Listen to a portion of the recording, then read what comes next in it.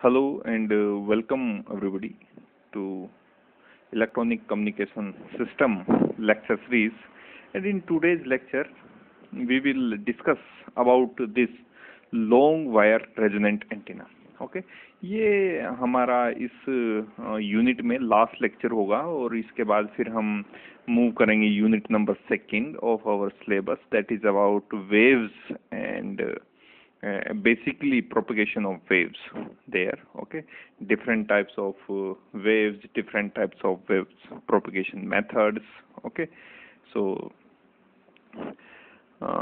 long wire antenna or long wire, you can say it as the long wire resonant antenna. Okay resonant इसे क्यों बोलते हैं इसके बारे में अभी हम डिस्कस करने वाले हैं. लॉन्ग वायर अगर एंटीना को आप समझें तो लॉन्ग वायर एंटीना का क्लासिफिकेशन आप दो तरीके से कर सकते हैं. First is the resonant long wire antenna और second is the non resonant long wire antenna. ये जो non resonant long wire antenna है इसको हम ट्रेवलिंग वेव एंटीना भी कहते हैं. ट्रेवलिंग वेव एंटीना भी कहते हैं. इसको भी हम इस सेशन में डिस्कस करेंगे.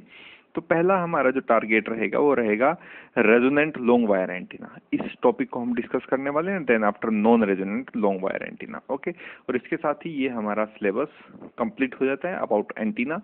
तो लॉन्ग वायर रेजोनेंट जो एंटीना हम यहाँ स्पेशली डिस्कस कर रहे हैं इस पर्टिकुलर टॉपिक में, नेक्स्ट टॉपिक में हम non resonant long wire antenna को डिस्कस करेंगे. ये जो दो क्लासिफिकेशन है resonant long wire antenna and non resonant long wire antenna, ये दोनों लॉन्ग वायर एंटीना के ही क्लासिफिकेशंस हैं. ओके अच्छा दूसरा एक क्वेश्चन यहाँ ये क्लियर करना जरूरी है कि ये जो लॉन्ग वायर रेजोनेंट एंटीना है ये मिडिल फ्रीक्वेंसी रेंज या हाई फ्रीक्वेंसी रेंज में इम्प्लीमेंट होने वाला एंटीना है. आप इसे बिल्कुल उससे रिलेट ना करें क्योंकि आजकल जो हम लेक्चर्स स्टडी कर रहे थे उसमें मैक्सिमम जो प्रेजेंट डेज में हमने अभी हाल फिलहाल में जो भी डिस्कशन किया है वो मैक्सिमम डिस्कशन माइक्रोवेव एंटीना के बारे में था. तो ये माइक्रोवेव रीजन का एंटीना नहीं है, उन फ्रीक्वेंसीज में ऑपरेट होने वाला एंटीना नहीं है. ये एक मिडिल फ्रीक्वेंसी रेंज या हाई फ्रीक्वेंसी रेंज एंटीना आप इसे कह सकते हैं. ओके अगर एंटीना का क्लासिफिकेशन लेगा तो ये क्लासिफिकेशन थोड़ा सा अलग है उनसे. हाँ अगर स्ट्रक्चर पे आप जाओगे तो बिल्कुल ये डिफरेंट है. वायर एंटीना है ये वायर एंटीना है ना. पैराबोलिक एंटीना आपने पढ़ा, हॉर्न एंटीना आपने पढ़ा, तो ये एक डिफरेंट क्लासिफिकेशन हुआ इसलिए इसको डिफरेंट लेक्चर में भी कवर किया गया है. ओके और यह करने का प्रयास किया जा रहा है. ठीक है तो अभी हम जो डिस्कस करने वाले हैं वो है long wire resonant antenna. Okay पहले हम इसका बेसिक डिस्कस करेंगे, फिर इसका स्ट्रक्चर डिस्कस करेंगे, इसका रेडिएशन पैटर्न डिस्कस करेंगे, डिजाइनिंग पैरामीटर्स डिस्कस करेंगे. ओके और यूजेस भी इसके कोई कहीं ना कहीं हम देख लेंगे.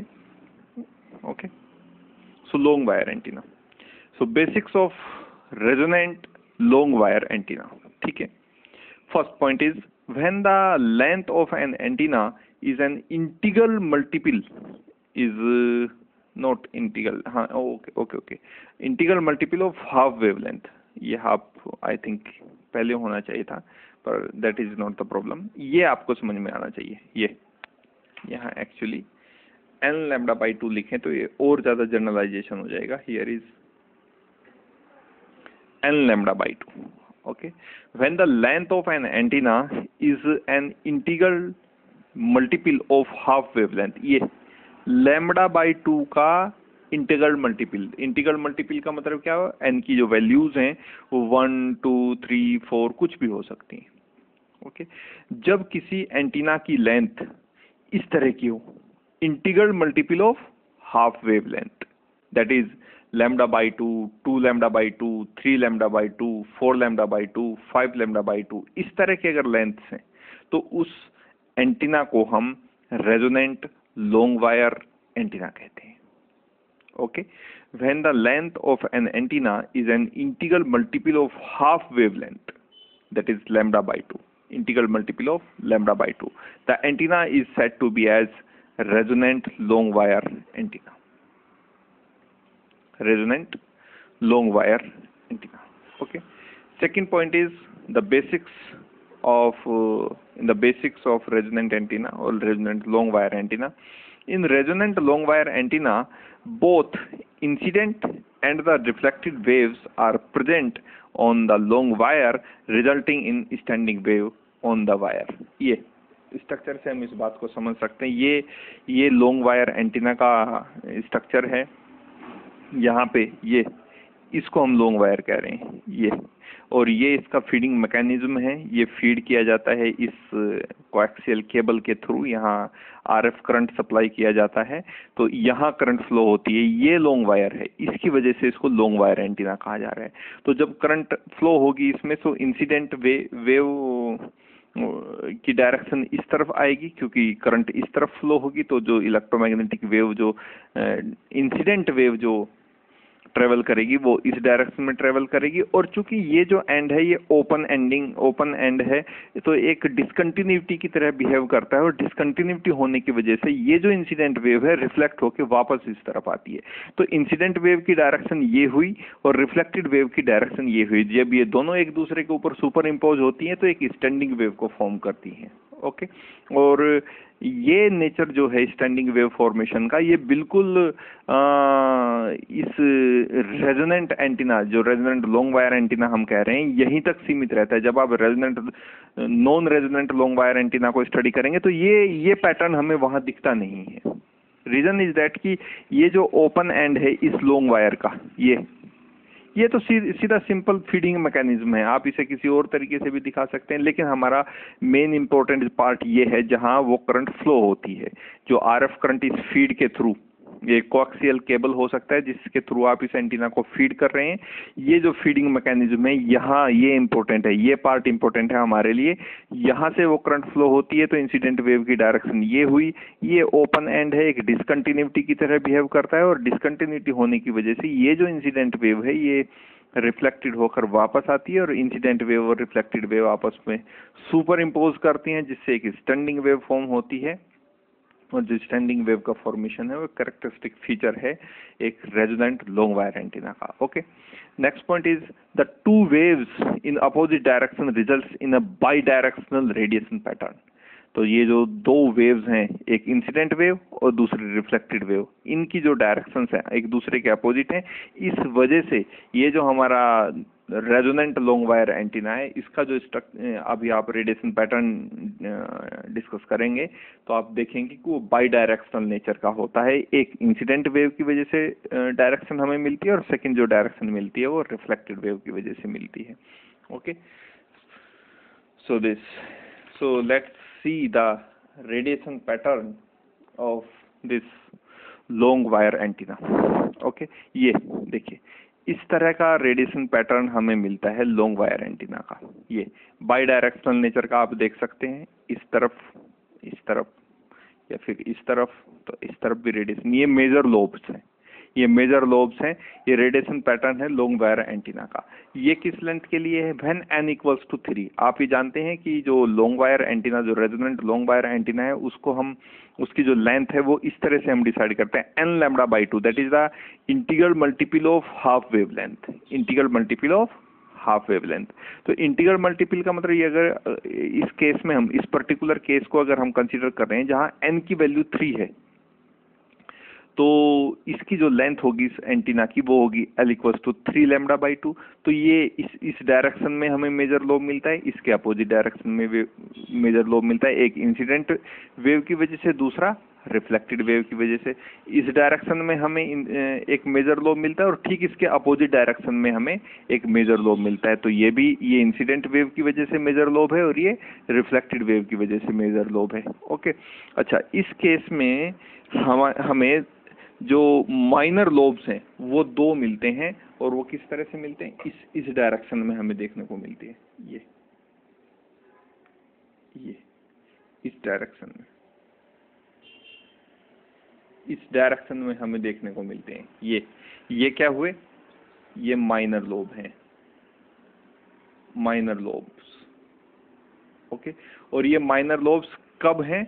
जब n की वैल्यू आपने 3 रखी है, यानी जो लेंथ ऑफ एंटीना है वो 3 λ/2 है। लेंथ ऑफ एंटीना 3 λ/2 है। अगर इन सभी केसेस में जब लेंथ जो एंटीना की होगी वो एक ओड इंटीग्रल मल्टीपल होगा, λ/2 का, यानी ये केस हो सकता है λ/2 के केस में आपको ये रेडिएशन पैटर्न मिलेगा एक रेजोनेंट लॉन्ग वायर एंटीना का, 3λ/2 के केस में मिलेगा, 5λ/2 के केस में मिलेगा, 7λ/2 के केस में मिलेगा। लेकिन अगर n की वैल्यू 4 हो फॉर एग्जाम्पल, तो जो लेंथ होगी एंटीना की वो होगी 4λ/2।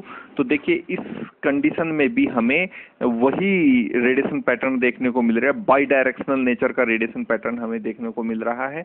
ये मेजर लोब है और इसके ठीक अपोजिट डायरेक्शन में भी मेजर लोब है। ये मेजर लोब इंसिडेंट वेव की वजह से और ये रिफ्लेक्टेड वेव की वजह से, इधर सेम इधर होगा। ये जो मेजर लोब है ये इंसिडेंट वेव की वजह से, और इधर जो मेजर लोब आपको दिख रहा है ये रिफ्लेक्टेड वेव की वजह से है। लेकिन इस कंडीशन में जो माइनर लोब्स हैं ना, वो हमें इस तरह से ये हमें इस तरह से माइनर लोब्स मिलते हैं।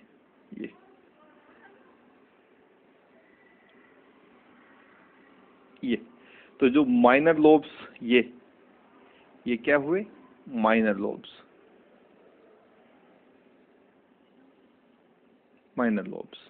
ठीक है। तो इस तरह से हमें माइनर लोब्स मिलते हैं इन डायरेक्शंस में। तो आप ये देख सकते होंगे कि अगर n की वैल्यू 3 हो, 5 हो, 7 हो, तो जो मेजर लोब है उनका तो कंडीशन वैसी ही रहती है, यानी ये डिपेंड नहीं करती। लेकिन जो माइनर लोब है ना, वो संख्या यहाँ ये है, केवल 2 है, जब n की value odd integral multiple of half wave length होती है। और जब even integral multiple of half wave length होती है तो फिर यहाँ जो माइनर लोब्स की संख्या है वो 4 हो जाती है। तो इस तरह का हमारा बाई डायरेक्शनल नेचर का रेडिएशन पैटर्न हमें दिखता है for resonant long wire antenna. Okay, अच्छा, अब नेक्स्ट हम डिस्कस कर रहे हैं कि रेजोनेंट लॉन्ग वायर एंटीना को हम हार्मोनिक एंटीना भी कहते हैं, या आप इसको इस तरह से समझ सकते हैं कि resonant long wire antenna as a harmonic antenna. अब इसको हार्मोनिक क्यों कहते हैं? आपने सिंपल हार्मोनिक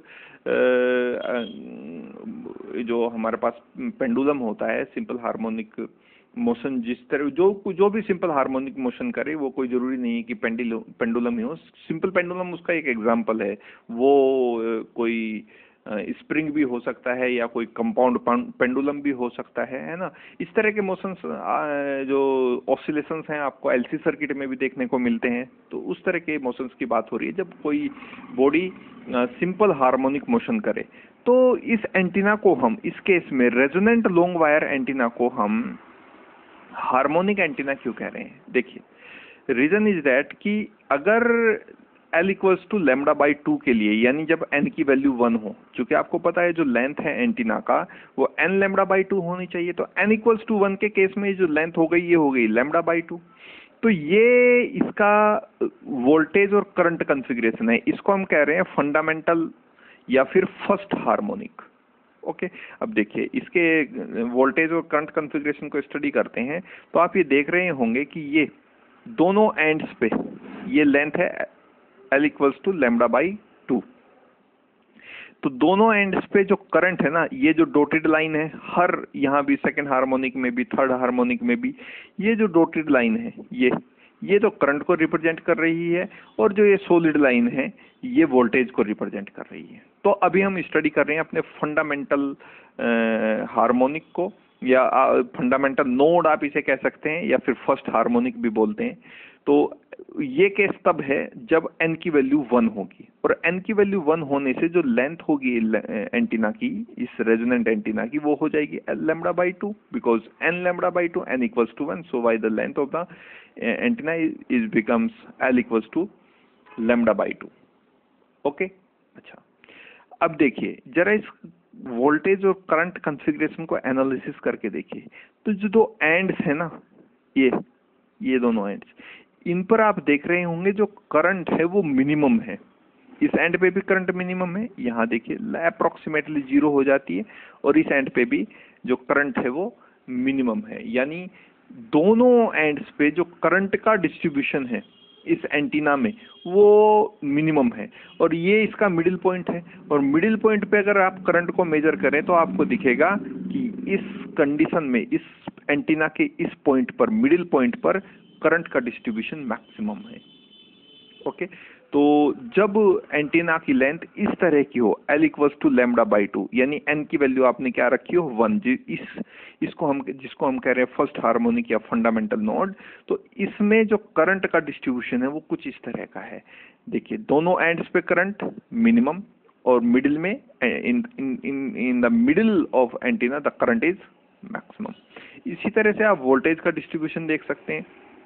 वोल्टेज का डिस्ट्रीब्यूशन अगर आप देखें तो दोनों एंड्स पे वोल्टेज मैक्सिमम है। ये देखिए इस एंड पे भी वोल्टेज मैक्सिमम है और इस एंड पे भी वोल्टेज मैक्सिमम, और मिडिल पॉइंट पे जहां करंट मैक्सिमम है उस पॉइंट पर वोल्टेज मिनिमम है, उस पॉइंट पर वोल्टेज मिनिमम है। तो इस तरह का करंट डिस्ट्रीब्यूशन होता है फॉर L इक्वल्स टू λ/2, यानी इसको हम बोल रहे हैं फर्स्ट हार्मोनिक। सेकंड हार्मोनिक की बात करेंगे, n की वैल्यू हो जाएगी 2, तो सो भाई the length of the antenna will become 2 λ/2 simply. Okay, तो इस केस में जो करंट है, ये फिर से जो ये डॉटेड लाइन है ये करंट के डिस्ट्रीब्यूशन को दिखा रही है किसी रेजोनेंट लॉन्ग वायर एंटीना में, और ये जो सॉलिड लाइन है ये वोल्टेज के डिस्ट्रीब्यूशन को दिखा रही है। इसको हम सेकंड हार्मोनिक कह रहे हैं, चूंकि n की वैल्यू हमने 2 यहाँ कंसीडर की है, और उस 2 की वजह से जो लेंथ हो गई है एंटीना की वो हो गई है 2 λ/2। ओके, अच्छा, तो आप ये देखिए कि जो करंट है वो एक अपनी पूरी साइकिल पूरी कर लेती है जब लेंथ कितनी हो 2 λ/2, या आप इसको अगर हार्मोनिक ऑसिलेशंस की दृष्टि से देख रहे हैं तो ये आप इसे कह सकते हैं सेकंड हार्मोनिक्स। ओके, तो ये देखिए करंट अपने पूरी एक साइकिल पूरी कर देती है, और फिर से देखिए जो एंड्स है ना वहां करंट फिर से मिनिमम है। अच्छा, ये देखिए जहां करंट मिनिमम है वहां वोल्टेज मैक्सिमम है, यहाँ करंट मिनिमम है इस मिडिल पॉइंट पे भी, जब लेंथ कितनी हो एंटीना की 2 λ/2, तो जो मिड पॉइंट है ना एंटीना का, जहां यहाँ इस केस में करंट मैक्सिमम थी तो इस केस में करंट वहां मिनिमम है, लेकिन अकॉर्डिंगली जो वोल्टेज और करंट के बीच का रिलेशन है वो सेम है, जहां करंट मिनिमम है वहां वोल्टेज में मैक्सिमम है। ओके, यहाँ देखिए यहाँ करंट मिनिमम वोल्टेज फिर से मैक्सिमम, तो ये कहलाता है सेकंड हार्मोनिक। इसी तरह से सेम वे में हम थर्ड हार्मोनिक को स्टडी कर सकते हैं। थर्ड हार्मोनिक हमें तब मिलेगा जब n की वैल्यू हम 3 पुट करेंगे, और n की वैल्यू 3 कब होगी जब लेंथ ऑफ एंटीना कितना हो जाए 3 λ/2। तो ये एंटीना की लेंथ हमने मान ली 3 λ/2, तो फिर से ये जो डॉटेड लाइन है ये करंट के डिस्ट्रीब्यूशन को दिखा रही है, और ये जो सॉलिड लाइन है ये वोल्टेज के डिस्ट्रीब्यूशन को दिखा रही है। तो देखिए एंड्स पर फिर से करंट मिनिमम है, तो लेकिन जो वोल्टेज और करंट के बीच का रिलेशन है वो बिल्कुल सेम है। देखिए करंट मिनिमम वोल्टेज मैक्सिमम, वो current maximum voltage minimum, current zero voltage maximum, voltage zero current maximum, voltage maximum current zero. तो ये जो रिलेशन है वो इसके लिए भी वैलिड है, इस सेकंड हार्मोनिक के लिए भी वैलिड है, और थर्ड हार्मोनिक के लिए भी वैलिड है। तो इस तरह से जो करंट का डिस्ट्रीब्यूशन है according to the length of the antenna, और अकॉर्डिंगली जो रेडिएशन पैटर्न है वो भी चेंज होता रहता है। ओके, तो बाई डायरेक्शनल नेचर का इसमें हमेशा हमें रेडिएशन पैटर्न मिलेगा, लेकिन ये जो नंबर्स ऑफ माइनर लोब्स हैं ये इंक्रीज होते चले जाते हैं, और जैसे हम लेंथ और बढ़ाते चले जाते हैं तो ये जो आप इसको बीम विड्थ, क्योंकि अब आपने बीम विड्थ काफी अच्छे से स्टडी कर लिया, बीम विड्थ इसकी काफी शार्प होती चली जाती है, और इसकी डायरेक्टिविटी, बीम विड्थ शार्प होने का सीधा मतलब ये है कि इस एंटीना की डायरेक्टिविटी लगातार इंक्रीज होती चली जाती है। Okay, so that's why the resonant long wire antenna said as to be as an harmonic antenna. Okay, now designing properties के बारे में बात कर लेते हैं कि जो हमारे पास लॉन्ग वायर एंटीना होती है उसकी डिजाइनिंग प्रॉपर्टीज कौन कौन सी हैं। तो जो डिजाइनिंग प्रॉपर्टीज हैं वो ये है कि length of the resonant long wire antenna is given by L equals to n λ/2, an integral multiple of half wave length simply, and this is given by this formula 492 n minus 0.05 over 2 feet। ये जो calculation होगी ये feet में होगी, n वही है integral multiple है ना। तो वो नंबर जो भी होगा उसे आप यहाँ पुट करेंगे। मान लीजिए n की वैल्यू 2 है, तो 2 minus 0.05 that is 1.5। 1.5 is multiplied by 492 and divide by 2 gives you the length of the antenna in feet.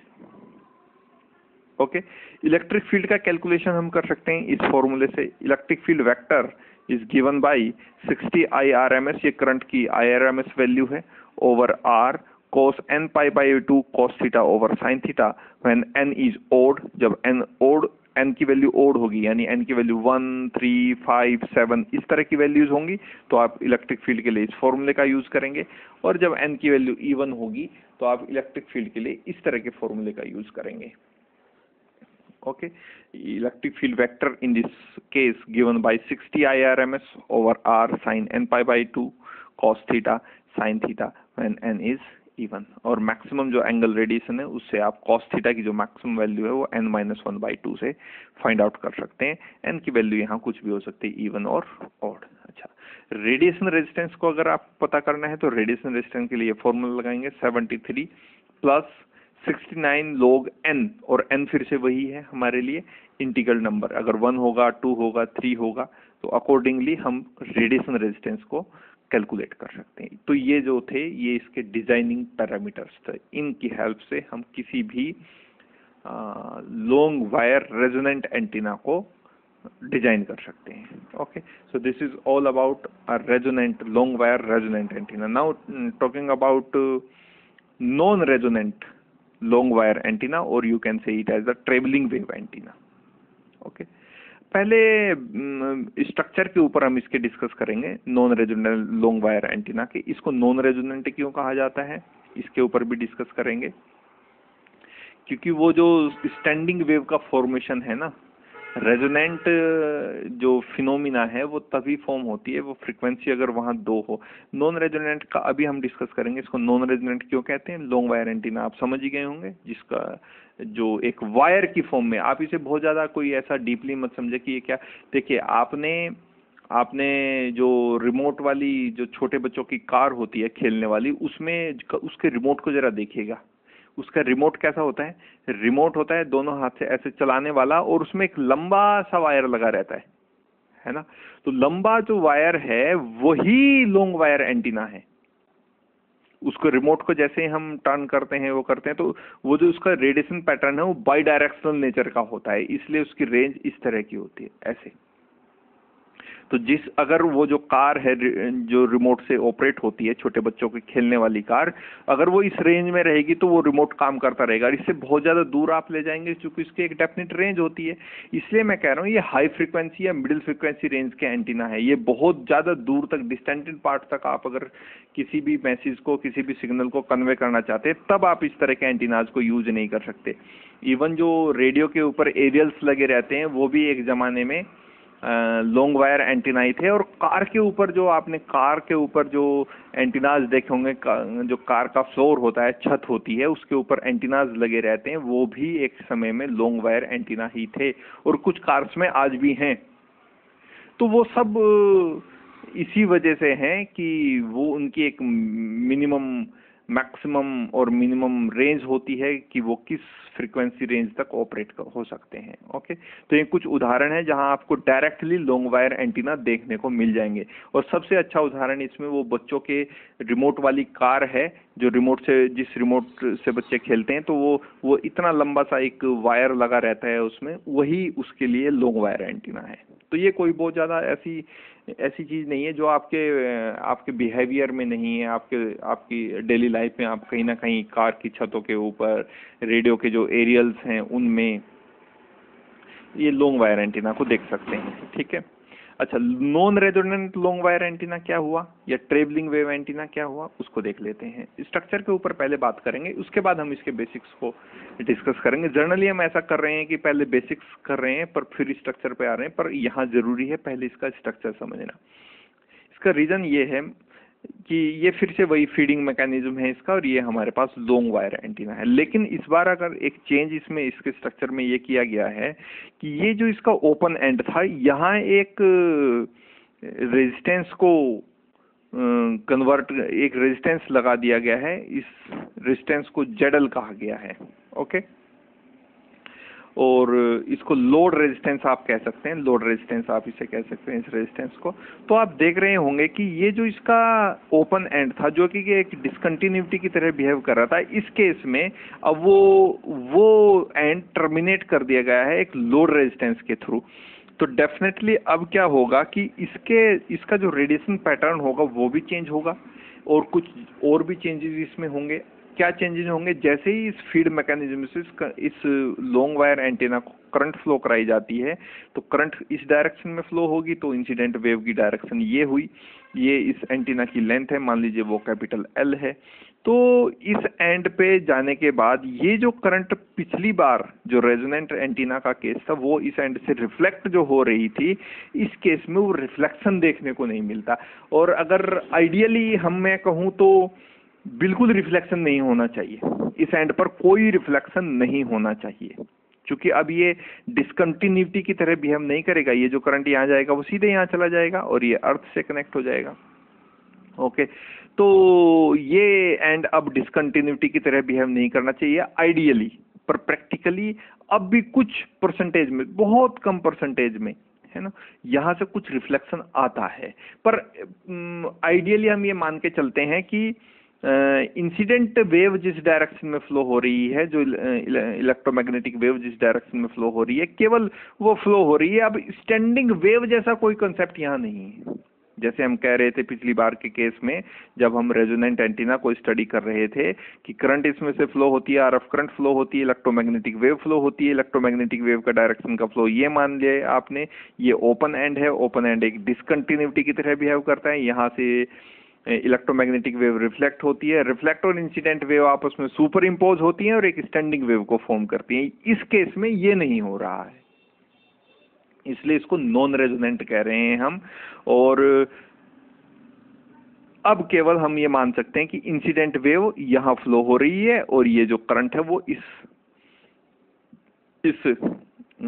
Load impedance तक या इस लोड रेजिस्टेंस तक जा रहा है। ओके, तो यहाँ रिफ्लेक्शन अप्रोक्सीमेटली हम 0 मान लेते हैं। ओके, ये स्ट्रक्चर है इसका। इसमें एक जो आगे कैरेक्टरिस्टिक्स हम स्टडी करने वाले हैं वो इसकी हाइट को लेकर है कि मान लीजिए ये जो मैंने बहुत लाइट सी एक लाइन बनाई है, ये अर्थ सरफेस है और ये ग्राउंडेड है एंटीना, इस एंड पे ये ग्राउंडेड है।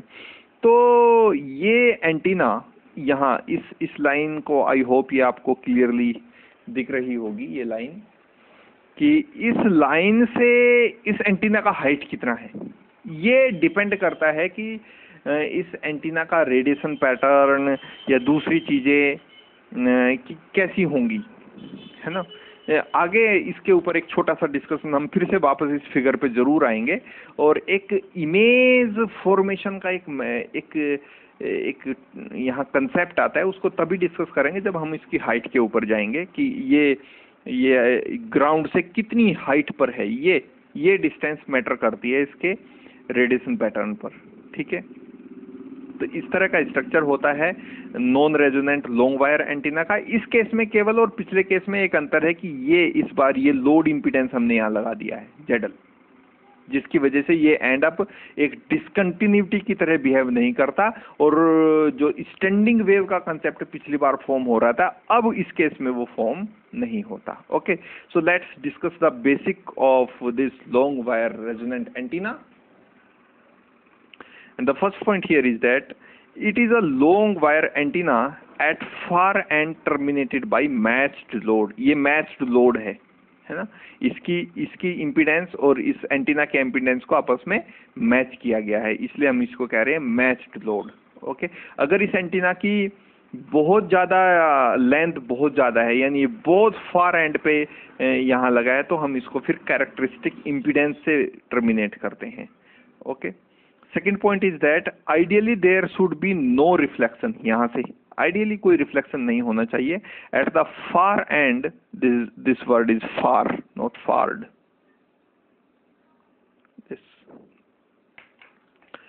at the far end of the antenna, but practically there is a very small or less reflection, so no standing wave pattern is there. Okay तो standing wave के formation का जो pattern हम पिछली बार study करके आए हैं रेजोनेंट एंटीना के केस में, ऐसा कोई भी रेडिएशन, ऐसा कोई भी पैटर्न हमें यहाँ देखने को नहीं मिलता। और जब स्टैंडिंग वेव का कंसेप्ट नहीं आएगा तो डेफिनेटली इसके जो रेडिएशन पैटर्न होगा वो डेफिनेटली अलग होगा। Okay, length of the antenna may or may not be, may or may not be n lambda by 2। इस जो एंटीना हम स्टडी कर रहे हैं नॉन रेजोनेंट एंटीना की, मैक्सिमम कोशिश ये की जाती है कि इसकी जो लेंथ हो वो लैम्डा बाई 2 से छोटी रखी जाए। Okay, it is somewhat less than this value, इससे कुछ कम रखते हैं हम इसकी वैल्यू एन लैम्डा बाई 2। ये वही फॉर्मूला है जो हम रेजोनेंट एंटीना के केस में स्टडी करके आए हैं, और N is simply integral and lambda is half wave length. Next point is due to termination of matched load a unidirectional radiation pattern would observe there. तो जब मैच्ड लोड से हमने टर्मिनेट कर दिया उस फार एंड को, तो अब जो इसका रेडिएशन पैटर्न होगा वो बाई डायरेक्शनल ना रहकर यूनिडायरेक्शनल हो जाता है, यूनिडायरेक्शनल हो जाता है। ओके, ये आगे आप इसको हम स्टडी करने वाले हैं। ये देखिए, ये केवल इंसिडेंट वेव की डायरेक्शन को इसका रेडिएशन पैटर्न दिखा रहा है। कहीं भी आपको इस डायरेक्शन में, अपोजिट डायरेक्शन में जो रिफ्लेक्टेड वेव की वजह से पैटर्न आ रहा था वो नहीं आ रहा। देखिए, मान लीजिए हमें ये एक ट्रांसमिटिंग एंटीना की तरह वेव यूज करना है, ये जो नॉन रेजोनेंट एंटीना हम स्टडी कर रहे हैं।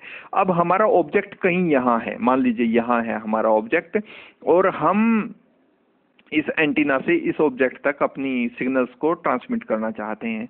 तो आइडियली तो ये होना चाहिए था कि ये जो मेरे मेजर लोब्स हैं ये इस डायरेक्शन में ना होकर इस डायरेक्शन में होने चाहिए थे, जो कि हम बहुत सारे यागी उडा के केस में हमने पढ़ा, लूप एंटीना के केस में हमने पढ़ा, रिफ्लेक्टर एंटीना के केस में हमने पढ़ा। जितने माइक्रोवेव रीजन या ultra high, very high frequency range के एंटीने, उनका पैटर्न इसलिए तो यूनिडायरेक्शनल होता है कि एग्जैक्टली जिस पॉइंट पर आपको कन्वे करना है उस पॉइंट की डायरेक्शन में उनका मैक्सिमम पावर थ्रो हो। लेकिन यहाँ अगर पावर थ्रो आप देख रहे होंगे ना, तो वो इस डायरेक्शन में है, और इस डायरेक्शन में, अगर मेरा ऑब्जेक्ट इस डायरेक्शन में है तो इस डायरेक्शन में तो मैक्सिमम पावर थ्रो नहीं है। इसीलिए एंटीनाज मिडिल फ्रीक्वेंसी रेंज और हाई फ्रीक्वेंसी रेंज तक ही सीमित है। Microwave, ultra high frequency, very high frequency range तक ये एंटीना का यूज नहीं हो पाता, क्योंकि एक डेफिनिट डायरेक्टिविटी यहाँ नहीं मिल पाती हमें। हालांकि इतना लाभ हमें हो गया है नॉन रेजोनेंट एंटीना के केस में कि जो बाई डायरेक्शनल नेचर का रेडिएशन पैटर्न आ रहा था, यानी अगर मेरा, मान लीजिए, चलिए मैं मान लेता हूं कि मेरा ऑब्जेक्ट यहाँ है, यहाँ मुझे सिग्नल को ट्रांसमिट करना है, तो अब कम से कम यहाँ ये फायदा हो गया है कि इसका रेडिएशन पैटर्न इस तरह का है, यानी इसका जो पावर थ्रो होगा मैक्सिमम इस डायरेक्शन में होगा। नहीं तो रेजोनेंट एंटीना के केस में तो हम स्टडी करके आए तो उसका रेडिएशन पैटर्न तो बाई डायरेक्शनल नेचर का था, तो जितना पावर थ्रो इस डायरेक्शन में हो रहा था उतना ही पावर थ्रो इसके अपोजिट डायरेक्शन में हो रहा था, जबकि इधर तो मेरा ऑब्जेक्ट है ही नहीं, तो इधर जितना भी पावर थ्रो होगा वो सब वेस्टेज ऑफ एनर्जी होगा, डिसिपेशन ऑफ पावर होगा। हालांकि ये कुछ साइड लोब्स आप यहाँ देख रहे होंगे, ये डेफिनेटली एक लॉस ऑफ एनर्जी या पावर डिसिपेशन को दिखा रहे हैं, पर फिर भी नॉन रेजोनेंट एंटीना के केस में मुझे इतना लाभ जरूर हुआ है कि मेरा जो रेडिएशन पैटर्न है अब बाई डायरेक्शनल नेचर का ना होकर यूनिडायरेक्शनल नेचर का हो गया है। बाई डायरेक्शनल नेचर का ना होकर यूनिडायरेक्शनल नेचर का रेडिएशन पैटर्न हमें देखने को मिलता है इन the case of non resonant antenna. Okay, so due to the termination of matched load a unidirectional radiation pattern would observed there। इस तरह से ये हमने डिस्कस कर लिया। Next point is the angle of lobes. ये जो यहाँ से एंगल बना रहे हैं, मान लीजिए चूंकि ये 0 डिग्री से बने हुए एंगल है, तो यहाँ से ये जो एंगल बना रहे हैं, मान लीजिए मैं यहाँ से ऐसे ऐसे से डॉट कर दूं, ये जो एंगल बनेगा। Okay, the angle of lobes depend on the frequency of the wave travelling through the antenna and varied with it. ठीक है, ये अगर ज्यादा फ्रीक्वेंसी की रेंज एंटीना, ज्यादा फ्रीक्वेंसी का रेंज वेव इस एंटीना से फ्लो होगी, तो ये जो एंगल है जिसके बारे में मैं डिस्कस कर रहा था, ये मैं इसको डॉटेड कर दूं, ऐसे ऐसे ऐसे, और ये जो 0 डिग्री से अब एंगल बनेगा, ये एंगल डिपेंड करता है कि किस फ्रीक्वेंसी की वेव इस एंटीना में, इस पर्टिकुलर एंटीना में फ्लो हो रही है। अगर फ्रीक्वेंसी बढ़ेगी तो ये एंगल भी टिल्ट हो जाता है, और ज्यादा बढ़ जाते हैं। ये जो रेडिएशन पैटर्न अब दिख रहे होंगे आपको, ये और ज्यादा, जितनी ज्यादा फ्रीक्वेंसी आप बढ़ाएंगे ये एंगल उतने ही बढ़ते चले जाएंगे, यानी ये पैटर्न और ज्यादा डिस्टर्ब होता चला जाएगा। इसलिए मैं कह रहा हूं कि ये मिडिल फ्रीक्वेंसी रेंज का एंटीना है, हाई फ्रीक्वेंसी रेंज का एंटीना है। बेहतर तरीके से अगर आप इसका उपयोग करना चाहते हैं तो मिडिल फ्रीक्वेंसी रेंज की जो इलेक्ट्रोमैग्नेटिक वेव्स हैं, केवल वही इसमें ट्रेवल करानी चाहिए। ओके, तो ये एंगल के बारे में भी आगे भी हम थोड़ा सा डिस्कस करेंगे। Next point is the characteristic impedance in the case of non resident long wire antenna is found to be 600 ohm. तो कैरेक्टरिस्टिक इंपीडेंस, जब वो जो फार एंड है एंटीना का, यानी एंटीना की लेंथ बहुत ज्यादा हो, तो फिर हम इस तरह की कैरेक्टरिस्टिक मैच्ड लोड की जगह कैरेक्टरिस्टिक इंपीडेंस का यूज करना शुरू कर देते हैं। ये रेडिएशन पैटर्न है इस long wire non resonant antenna का, इसके बारे में हम डिस्कस कर चुके हैं। अब हम इसके डिजाइनिंग पैरामीटर्स पे आ जाते हैं, और लेंथ के बारे में हम पढ़ चुके हैं कि n λ/2 या इससे छोटी।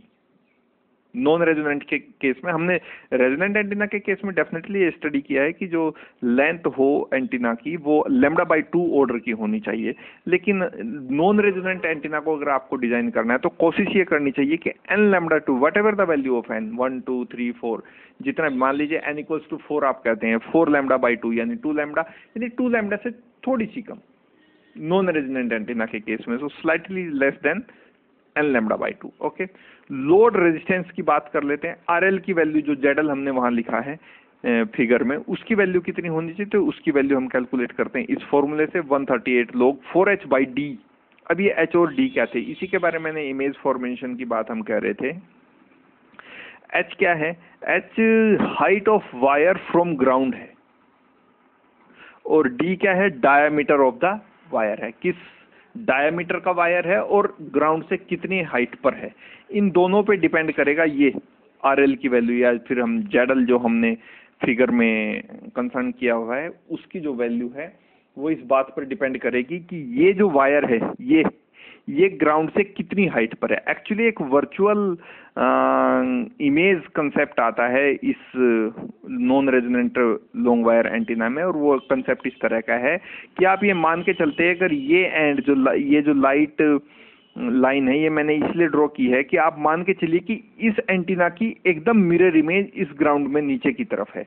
तो अगर इस एंटीना में करंट इस तरफ फ्लो होगी ना, तो जो मिरर वर्चुअल इमेज इसकी आप मान के चल रहे हैं, उसमें डायरेक्शन, अगर इस डायरेक्शन में इसमें करंट फ्लो हो रही है तो इसके अपोजिट डायरेक्शन में इस वर्चुअल इमेज में करंट फ्लो होगी। ठीक है, तो ये जो ZL की वैल्यू है, या आप इसे RL कह सकते हैं, ये डिपेंड करती है कि ये एंटीना ग्राउंड से कितनी हाइट पर है। और सेकंड डिपेंड करता है कि ये जो एंटीना आपने लगाया है किस डायामीटर का है, किस डायामीटर का है। आप देख रहे होंगे जब भी आप किसी कार, जो बच्चों के खेलने वाली कार है, उसके रिमोट के जो रिमोट होता है उसको, उसके जो वायर लगा होता है उसमें बहुत बारीक वायर को यूज किया जाता है, क्योंकि यहाँ D जो है अपोन में है, यानी लोड रेजिस्टेंस की वैल्यू इनवर्सली वेरी करेगी इस वैल्यू के। ठीक है, अच्छा, तो लोड रेजिस्टेंस की वैल्यू इस तरह से हम निकाल सकते हैं, 4h/d, ये इम्पोर्टेंट पार्ट है। h हाइट है, जैसे जैसे हाइट बढ़ेगी वैसे वैसे RL की वैल्यू भी बढ़ेगी, और हम नहीं चाहते कि लोड रेजिस्टेंस की वैल्यू बहुत ज़्यादा बढ़े, तो ग्राउंड के नज़दीक ही रखना चाहिए लॉन्ग वायर एंटीना को, non resonant long wire antenna को। और सेकेंडली डायमीटर D, अगर D कम होगा तो ओवरऑल वैल्यू इस फैक्टर की बढ़ जाएगी, इसकी वजह से RL बढ़ जाएगा। हम नहीं चाहते RL बढ़े, तो D को हम कम अगर ज़्यादा रखेंगे तो ये वैल्यू कम होगी, और ओवरऑल जो लोड रेजिस्टेंस की वैल्यू है वो कम हो जाएगी। Okay, now moving to the conclusion of this topic, and now it is about advantages of these antennas. Okay, so designing is very simple. ये जो एंटीनाज हम अभी स्टडी करके आए हैं, इनकी जो डिजाइनिंग है वो बहुत सिंपल है। It is very economical. एक वायर ही तो लेना है आपको, उसको फीड कराना है, तो बहुत इकोनॉमिकल है, बहुत आराम से, बहुत चीपली ये तैयार हो जाते हैं। Effective in middle frequency that is 300K to 3 metre and high frequency 3 to 30 metre. इस रेंज में ही ये अप्लाई किए जा सकते हैं। इस बात को आप बहुत अच्छे से ध्यान रखेंगे कि ये जो एंटीना अभी हम स्टडी करके आए हैं, ये मिडिल फ्रीक्वेंसी रेंज के या फिर हाई फ्रीक्वेंसी रेंज के एंटीनाज हैं। The properties of antennas gets enhanced when used in array। अगर आप array में इनको यूज करें तो जो भी प्रॉपर्टीज है इनकी, directional nature, by directional nature, वो सब इन्हांस हो जाती हैं अगर एरे के फॉर्म में। एरे आप पढ़ के, इसलिए मैंने इस टॉपिक को बाद में रखा है ताकि ये जो वर्ड्स हैं, एरे जैसे जो वर्ड्स हैं, आपको समझ में आ सकें। अच्छा, डिसएडवांटेजेस क्या हैं? Major lobes are little inclined at an angle and controlled by its length। आप वो देख ही चुके हैं ये रेडिएशन पैटर्न को। ये एग्जैक्टली इस डायरेक्शन में होना चाहिए था, पर यूनिडायरेक्शनल होने के बावजूद भी ये टिल्टेड है। Next disadvantage is it's poor directivity. तो टिल्टेड होने की वजह से ये इफेक्ट तो आएगा ही आएगा, पुअर डायरेक्टिविटी है। Power density in minor lobes, और जो मैक्सिमम पावर डेंसिटी है वो माइनर लोब्स में रहती है, इसलिए पावर का डिसिपेशन भी होना स्वाभाविक है। तो इस तरह से इन डिसएडवांटेजेस के साथ और इन एडवांटेजेस के साथ हम लॉन्ग वायर एंटीनाज को यूज करते हैं। और इस लेक्चर के साथ ही हमारा जो एंटीना वाला कंसेप्ट है ये यहाँ कंप्लीट हो जाता है। Okay, so meet you into the next one with another interesting topic, and which is about waves propagation or electromagnetic waves propagations. Okay, so thank you for now.